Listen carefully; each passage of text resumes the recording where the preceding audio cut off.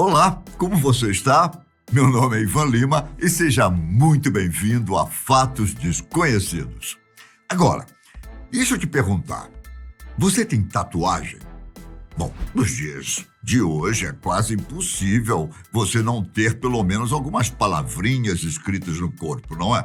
Porém, mesmo que nos últimos tempos tenha se tornado comum, já existia uma época em que fazer essa intervenção estética tornaria você uma pessoa com uma imagem, digamos, perigosa. Graças a Deus não vivemos mais nessa época, não é? Bom, porém existem ainda certos contextos criminosos em que as tatuagens têm valor ou ainda algum significado. Hoje, vou te contar sobre o significado que os desenhos feitos por bandidos, tanto nas cadeias brasileiras como em todo o mundo, significam. Bom, eu não sei exatamente o quanto você está por dentro do mundo do crime. Eu mesmo descobri muita coisa pesquisando, hein? Então, nada de achar que existe alguma experiência minha aqui no que eu vou falar, né? Tá bom? Olha lá. Brincadeiras à parte, eu digo isso porque um dos símbolos mais feitos por criminosos aqui no Brasil, você sabe o que é? Um palhaço. Obviamente, não é em uma estética como se fosse um palhaço de festa infantil. O desenho é sempre feito de maneira meio sinistra, quase sempre muito parecido com o do filme It, A Coisa. Uma tatuagem de palhaço pode significar duas coisas. A primeira é que o portador dela seja um ladrão. A segunda é que ele faz parte de alguma gangue ou facção. A tatuagem de palhaço é muito utilizada por membros do PCC, embora vários outros grupos também tenham um certo apreço por ela. Além disso, o primeiro comando da capital também se utiliza de um outro símbolo, a encarnação da morte. Aquela figura cadavérica com um capuz preto, sabe qual é, não é? No entanto, ao invés da foice, esse ser quase sempre está armado com um fuzil. Já o Comando Vermelho, facção criminosa de origem carioca, prefere marcar na pele de seus soldados o personagem Taz. Existe ainda um detalhe nesse desenho. Se o Taz estiver segurando na cabeça do Chuck, o boneco dos filmes de terror, significa que esse criminoso já matou algum membro do principal rival do comando, o grupo Amigo dos Amigos. Isso porque, como você deve ter conectado as coisas, os membros da facção rival tatuam o boneco em seus corpos, principalmente quando já matou algum policial. Essas marcas não servem apenas para identificar criminosos de um grupo X ou Y. Muitas delas revelam mais sobre as habilidades e a trajetória do infrator. Por exemplo, uma tatuagem de arame farpado significa que aquela pessoa já passou muito tempo na prisão ou que foi presa várias vezes. Um desenho de mago significa que aquele preso tem experiência em assaltos mais complexos, como em bancos ou lugares que têm a segurança reforçada e cofres difíceis de serem arrombados.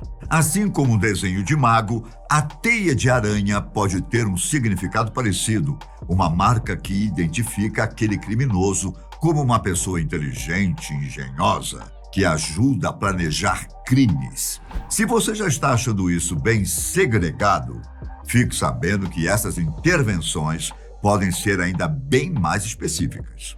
Um saci pererê, por exemplo, é tatuado por aqueles que geralmente são responsáveis por conferir a qualidade das drogas que chegam às bocas de fumo.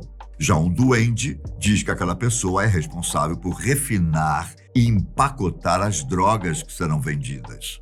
Você já deve estar pensando, Ivan, será mesmo que os criminosos são tão sérios assim em relação às marcas? Olha, vou te dizer uma coisa, você não tem nem ideia. Tamanha a importância das tatuagens para o crime que os policiais são praticamente obrigados a conhecê-las. Durante as revistas, os agentes procuram por esses símbolos. E para eles, o mais perigoso é a caveira. Ao acharem uma dessas marcas em um contexto criminoso, o policial sabe que encontrou um matador de policiais. Ironicamente, as próprias autoridades também costumam tatuar esse símbolo, porém com uma diferença crucial: a faca atravessando a caveira. As tatuagens não significam apenas coisas boas. Opa, boas não é, né? Não. Bom, mas assim, dentro do mundo do crime, elas geralmente significam algumas habilidades e uma história de respeito que o seu portador possa ter. O que eu quis dizer é que, diferente dessas, algumas marcas são feitas como uma espécie de punição para a pessoa, entendeu? Por exemplo, o símbolo da cobra significa que aquele infrator é um traidor, alguém que já dedurou seus companheiros. Uma Virgem Maria, ou também uma representação de Nossa Senhora Aparecida, significa que o detento é um estuprador.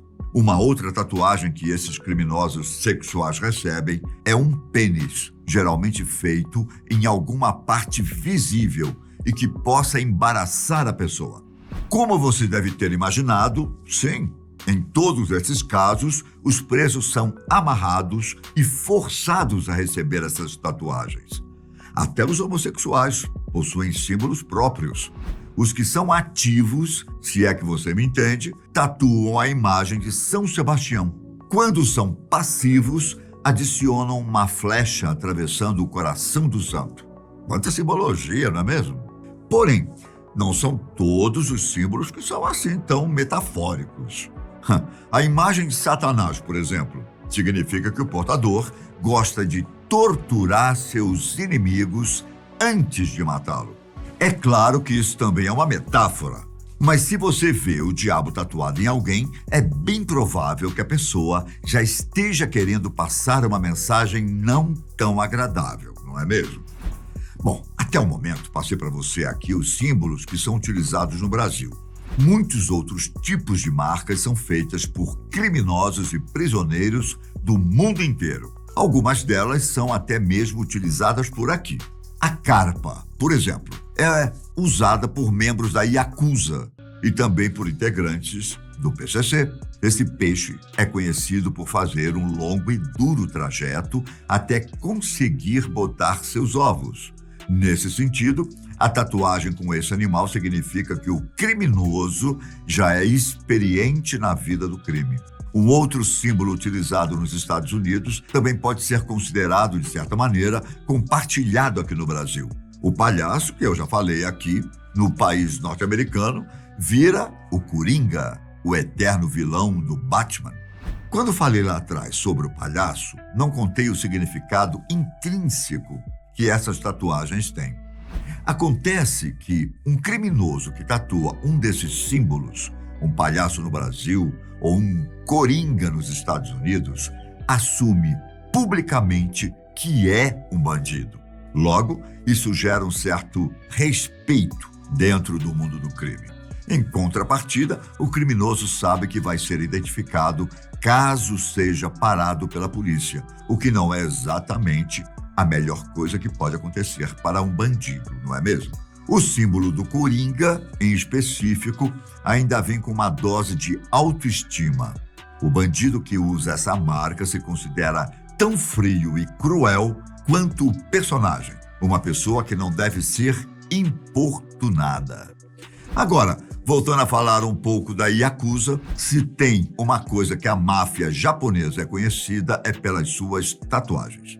A mais básica é o dragão oriental, que significa que o criminoso faz parte desse grupo. Agora, fora do Japão, outros símbolos são usados para identificar gangues específicas. Nos Estados Unidos, por exemplo, os neonazistas costumam tatuar o número 88. No alfabeto, os dois números correspondem a duas letras H, uma abreviação para Heil Hitler. Esse símbolo vem cada vez mais sendo usado por esse grupo, já que é bem mais discreto do que a conhecida suástica nazista. Além de identificar grupos e habilidades, as marcas podem ter ainda outros significados. Por exemplo, as tatuagens podem dizer que o portador já realizou algum tipo de atividade muito específica.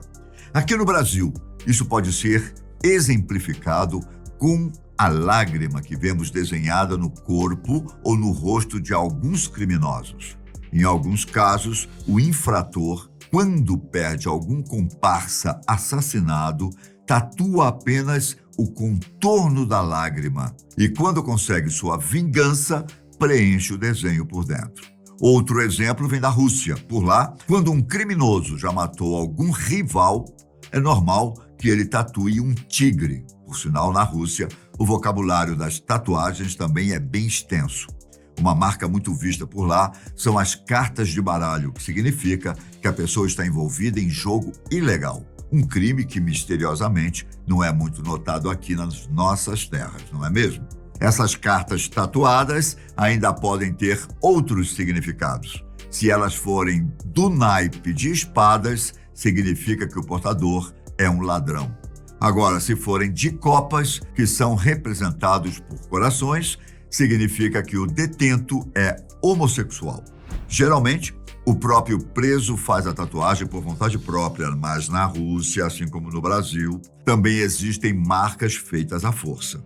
No país europeu, o galo é muito utilizado para marcar prisioneiros que cometeram algum erro durante a execução de um crime, mas também pode ser usado para identificar estupradores. Então, depois de te passar essa verdadeira enciclopédia do mundo do crime, fala pra gente aqui nos comentários se você gostou desse vídeo e se quer ver mais conteúdos assim. A sua opinião é muito importante pra gente, hein? Eu fico por aqui, um grande abraço, fiquem com Deus e até a próxima. Tchau!